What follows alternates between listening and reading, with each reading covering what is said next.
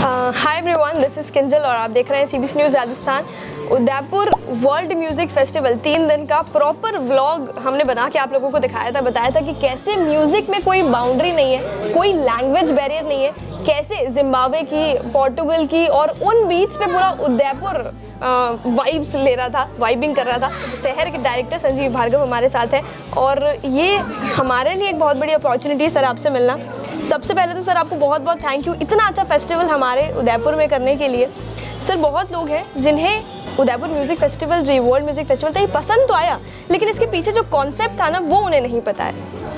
देखिए, एक तो 2015 में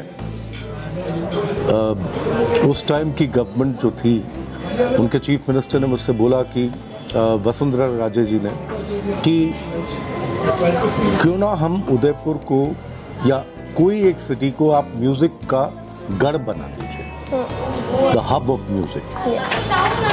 तो मुझे जयपुर में नहीं लगा कि हमें ये करना चाहिए।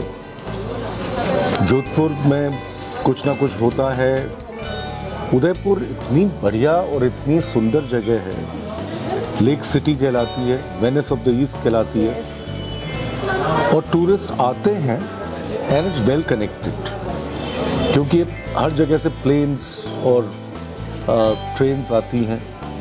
बॉम्बे से वेल कनेक्टेड है, अहमदाबाद से रोड बाय रोड लोग आते हैं।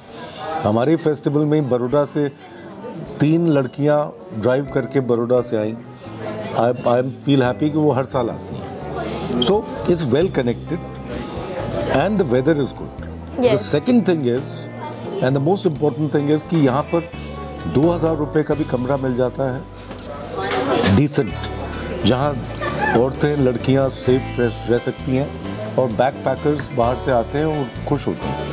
और 27,000 का भी कमरा मिल जाता है। Top tourist of the world come over here.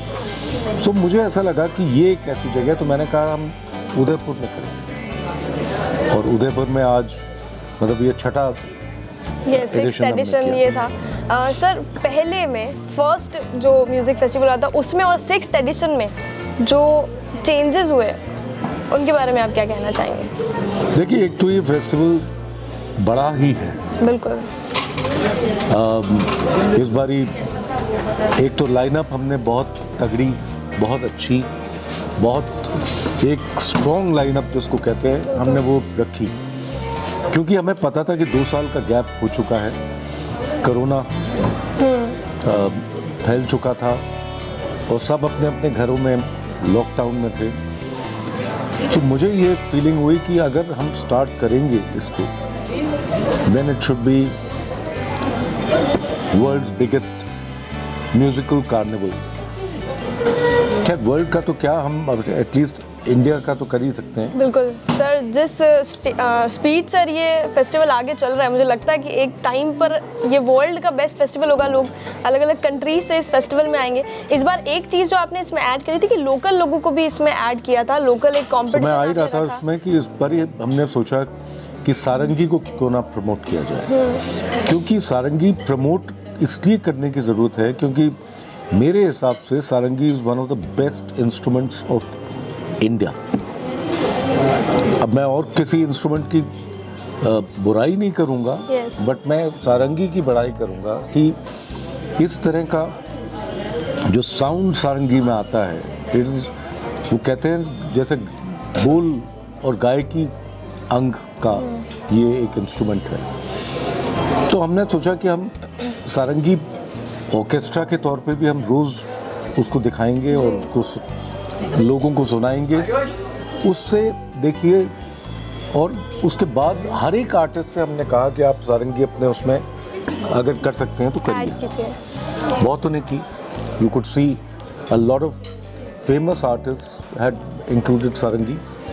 सो इससे, इस एक डिसीजन से मुझे लगता है कि जो सारंगी के जो इंस्ट्रूमेंट प्लेयर्स हैं, जो स्पेशली यंग प्लेयर्स हैं, उनको बहुत मौका मिला है, एंड इंकरेजमेंट मिलेगा और इंस्पिरेशन मिलेगा। यस सर, हम लोग जो बात कर रहे हैं कि कोई बैरियर नहीं रह गया म्यूज़िक में, कोई भी कंट्री का बैरियर नहीं रह गया, लैंग्वेज का नहीं रह गया, लोकल चीज़ों का भी नहीं रह गया, पुरानी नई का भी नहीं रहेगा, क्योंकि हमने देखा कि जो पहला हमारा फर्स्ट डे का था, सारंगी से हमने शुरू किया और फरहान अख्तर एकदम पॉप बैंड से हमने ख़त्म किया इस शो को।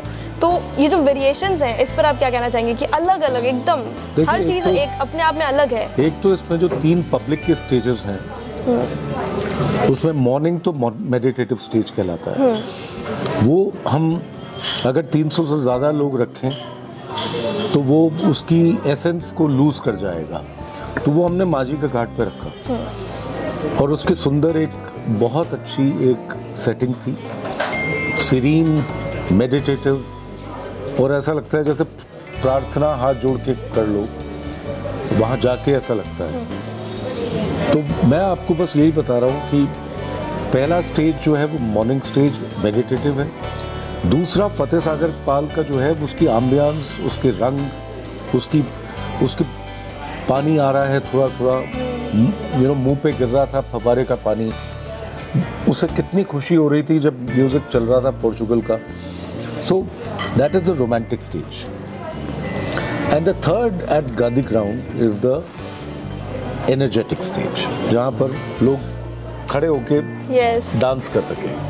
तो उसमें आपने उस तरह का म्यूजिक देखा, तो वो वेरिएशन म्यूजिक में मैं क्यूरेशन से हम लोग लाते हैं। बिल्कुल सर, ये म्यूजिक फेस्ट बहुत ग्रैंड था और ऑफ कोर्स हिट रहा। उदयपुर की पब्लिक की पूरे बिहाफ में मैं आपको बताना चाहूँगी, इसके लिए सबसे बहुत ज़्यादा थैंक यू। और हम ज़रूर चाहेंगे कि अगले साल भी ये फिर से हो और इसी तरह के ग्रेट लाइनअप के साथ हो, और इस फेस्ट के लिए आपको बहुत बहुत thank you sir. Thank you so much.